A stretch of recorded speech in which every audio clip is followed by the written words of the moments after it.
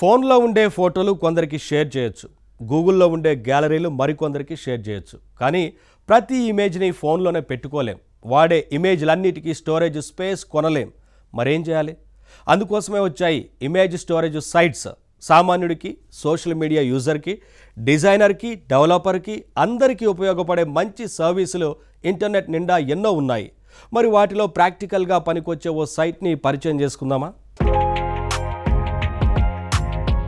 Mobile ఫోన్లు ఎక్కువైపోయిన తర్వాత image sharing అనేది చాలా కామన్గా అయిపోయింది ఇవాళ. కానీ మన గూగుల్ ఫొటోస్ యాక్సెస్ ఎవరికన్నా ఇవ్వాలన్నా భయపడే సిచ్యువేషన్. కానీ అలా కాకుండా మన ఈ ఇమేజెస్ అన్నిటిని కూడా ఇంటర్నెట్లో సేవ్ చేసుకొని ఒక పర్మనెంట్ అడ్రస్తోనే సేవ్ చేసుకుంటే కనుక ఇంటర్నెట్ అడ్రస్ ఏదైతే ఉందో అది ఇస్తే సరిపోతుంది. అక్కడ నుంచి వారు మన ఇమేజెస్ని షేర్ చేసుకోవచ్చు చాలా సింపుల్గా. కేవలం మన పర్సనల్ ఇమేజెస్ని షేర్ చేయడమే కాకుండా ఇంకా మనం డెవలపర్స్కి యూజ్ అవుతుంది, లేదంటే సోషల్ మీడియాలో రెగ్యులర్గా ఎవరైనా సరే ఏదైనా పోస్ట్ చేయాలన్నా దానికి సంబంధించిన ఇమేజెస్ కూడా వారికి ఇవ్వాలి అనుకుంటే చిన్న ఈ సింపుల్ పర్మనెంట్ అడ్రస్ మీద కనుక క్లిక్ చేస్తే అక్కడ నుంచి వారికి ఆ ఇమేజ్ వస్తుంది.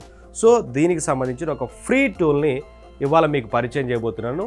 ఫ్రీ ఇమేజ్ హోస్టింగ్ ఈ సర్వీస్ ఇచ్చే ఒక మంచి టూల్ని పరిచయం చేయబోతున్నాను. సో చూడొచ్చు, postimages.org క్లిక్ చేస్తే ఈ ఫ్రీ ఇమేజ్ హోస్టింగ్ అనేది మనం ఇక్కడ చేసుకోవచ్చు. ఈ సైట్ ద్వారా మనం చాలా సింపుల్గా ఇంతకుముందు చెప్పినట్లుగా ఇమేజెస్ అన్ని ఇంటర్నెట్లో మనం అక్కడ స్టోర్ చేసుకొని మనకు కావాల్సిన ఒక పర్మనెంట్ అడ్రస్ని క్రియేట్ చేస్తుంది. ఆ అడ్రస్ ద్వారా సోషల్ మీడియాలో ఏదైనా పోస్ట్ చేసుకోవాలనుకున్నా, లేదంటే పర్సనల్ ఇమేజెస్ షేర్ చేసుకోవాలనుకున్నా, లేదంటే డెవలపర్స్కి కానీ కామన్ యూజర్స్కి కానీ అందరికీ యూజ్ అవుతుంది. సో ఫస్ట్ ఇక్కడ ఆప్షన్స్ మనం చూడొచ్చు. Choose images.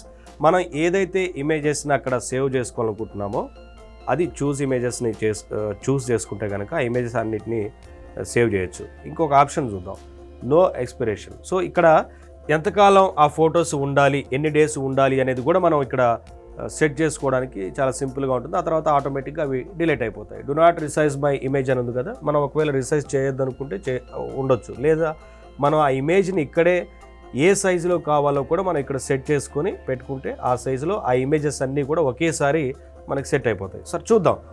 సో ఇప్పుడు ఎక్స్పిరేషన్ చూద్దాం, ఎన్ని డేస్ ఉందనేది.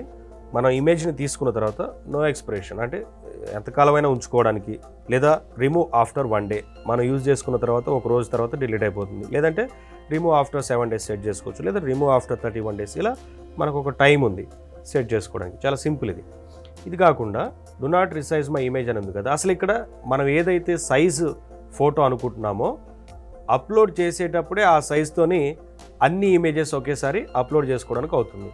సో ఇక్కడ చూడండి, సైజు కూడా మనం అనుకోవచ్చు 175 అవతార్లో కావాలన్నా, థంబ్నెయిల్లో కావాలన్నా, ఫర్ వెబ్సైట్స్ అండ్ ఈమెయిల్ కావాలన్నా మొత్తం సెట్ చేసి పెట్టి ఉంటుంది. చాలా సింపుల్. ఫర్ మెసేజ్ బోర్డ్స్ అని కానీ, 15-inch మానిటర్ అని కానీ, 17-inch మానిటర్ అని కానీ, ఇలా ముందే ఒక సైజ్ అనేది సెట్ చేసి ఉంటుంది. కాబట్టి మనం ఏ సైజులో థంబ్నెయిల్లో కావాలనుకుంటున్నామో, అవతార్లో కావాలనుకుంటున్నామో ఏదో ఒకటి క్లిక్ చేసుకుంటే ఇదంతా ఏది అప్లోడ్ అయ్యేటప్పుడే మనకి ఆ సైజులో అప్లోడ్ అవుతుంది.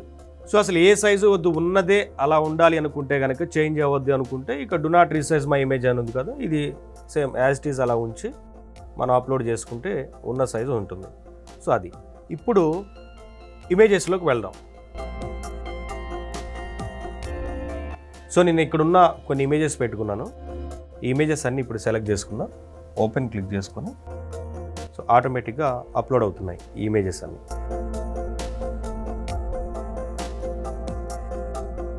చూడండి, ప్రతి ఇమేజ్కి ఒక అడ్రస్ వచ్చింది, ప్లస్ ఒక కోడ్ కూడా క్రియేట్ అయిపోయింది. ఫోరమ్స్లో ఇప్పుడు థంబ్నెయిల్ కోసం యూజ్ చేసుకోవడం కోసం ఈ కోడ్ ఇచ్చింది. ఇంకా ఏమేమి ఆప్షన్స్ ఉన్నాయనేది మనం చూద్దాం. సో చూడండి, లింక్లో కావచ్చు, డైరెక్ట్ లింక్ అని ఉంది.